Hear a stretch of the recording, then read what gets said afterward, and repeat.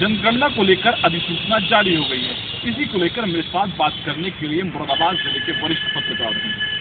सबसे पहले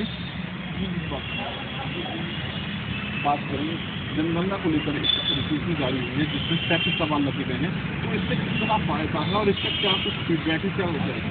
ये जनगणना है कि भाई एक परिवार में कितने लोग हैं, वो क्या व्यवसाय करते हैं और उनकी एजुकेशन क्या है, ये तो मेन है। और जब 2000 पहले जब जनगणना हुई थी उसमें भी इसी तरीके से लोगों ने सवाल जवाब किए थे, लेकिन जो सवाल हैं कि आपकी घर की दीवार का मटेरियल कैसा है, छत का मटेरियल कैसा है, फर्श का मटेरियल कैसा है, आपके घर में लैपटॉप है, कितने बैंक खाते हैं, कितनी मोटरसाइकिल हैं, तो ये जनगणना ना करके मेरे ख्याल से आदमी का स्टैंडर्ड तय कर रहे हैं कि वो आदमी किस स्टैंडर्ड का है, वो कितने पैसे वाला है।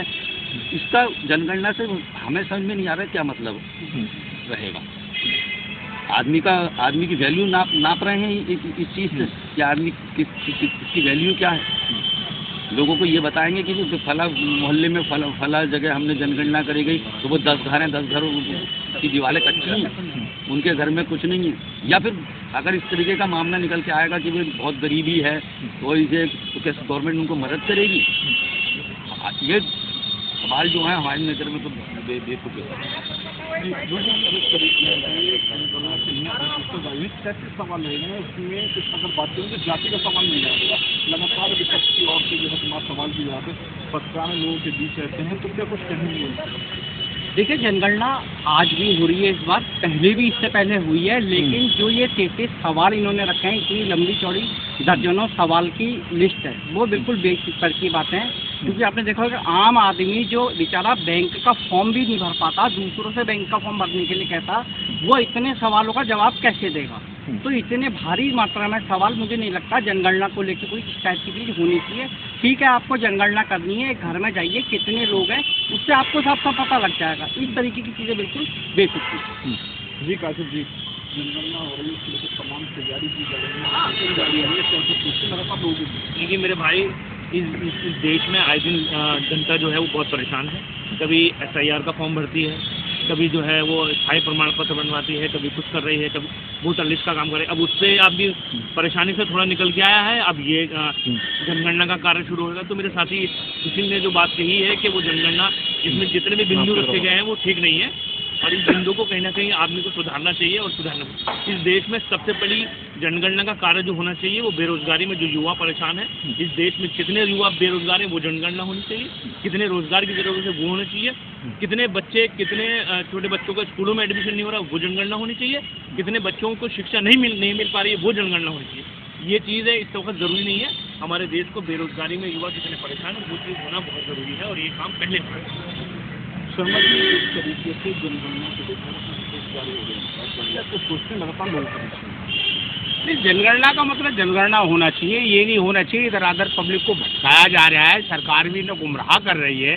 जनगणना का मतलब केवल परिवार में कितने सदस्य हैं, कौन क्या कर रहा है, कैसे कर रहा है वो होना चाहिए, ना कि उनके मकानों का। जो बड़े बड़े पूंजीपति हैं उनकी जनगणना करे, उन्हें देखे किसके कहाँ कितने प्लॉट पड़े हैं, कहाँ क्या पड़ा है, उसे तो देख नहीं रहे। एक आम गरीब आदमी का शोषण करा जा रहा है इसमें।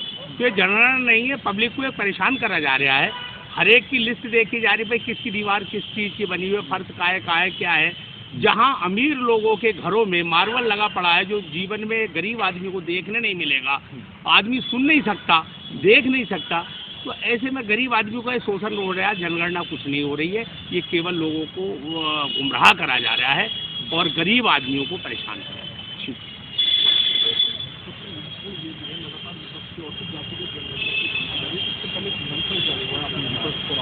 क्या कुछ कहेंगे? देखिए, सरकार जो है एक ही काम को 2 बार में कराएगी। अभी किसानों की जनगणना कराएगी, फिर उसके बाद 2027 में जातिगत जनगणना कराएगी। जब आपने 33 सवाल रखे उसमें 133वां सवाल भी रख देते कि आपकी जाति क्या है। जाति का सवाल इसमें भी है कि आप कौन सी जाति से आते हो, SC हो, ST हो, OBC हो, जनरल हो, लेकिन उसमें आप SC में आते हो तो किस कास्ट के हो ये नहीं शामिल किया गया है। और ये करना चाहिए भाई। अभी SIR में आपने लोगों को काम पे लगा दिया, मास्टरों को काम पे लगा दिया, लेखपालों को काम पे लगा दिया। अब जनगणना में काम पे लगाओगे, फिर जातिगत जनगणना में काम पे लगाओगे।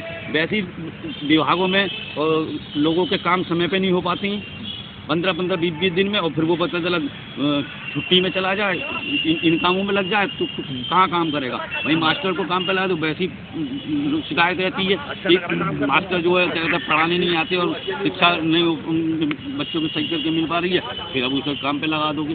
तो एक सवाल अगर उसमें बढ़ा देते कि आपकी जाति क्या है, तो वो काम जो अगले साल कराने के कराएंगे और उसमें समय बर्बाद करेंगे, वो काम भी यहाँ पूरा हो जाता है।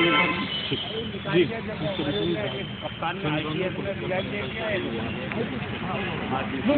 जैसे कि आप बता रहे हैं 33 सवालों का, इसका मैं समझता हूँ कि कोई डॉक्टर नहीं है। 33 सवाल, एक हमारे परिवार में क्या कौन सी ईंट लगी है, कौन सा सीमेंट लगा है, ये तो हमने अपने आप लगाया है ना कि सरकार ने लगाया। अगर जाति वो जनगणना करनी है तो इस चीज़ का करें ना कि बच्चों को शिक्षा मिल रही है, युवाओं को नौकरी मिल रही है या नहीं मिल रही है।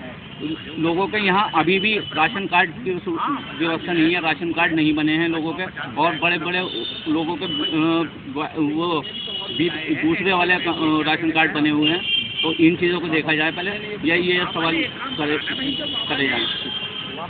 मुरादाबाद जिले में तमाम वरिष्ठ पत्रकारों से जनगणना को लेकर जानकारी की गई है, तो पत्रकारों के द्वारा तमाम जानकारी दी गई है। 4 सिद्दीकी, TV9 मुरादाबाद।